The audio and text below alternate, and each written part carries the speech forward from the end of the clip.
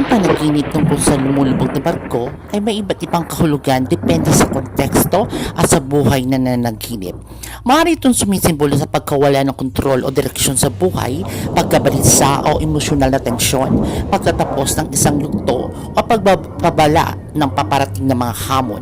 Sa espiritual na aspeto, maaaring kumakatawan ito sa paglilinis at pagbabago o pangangailangan magtiwala sa proseso ng buhay.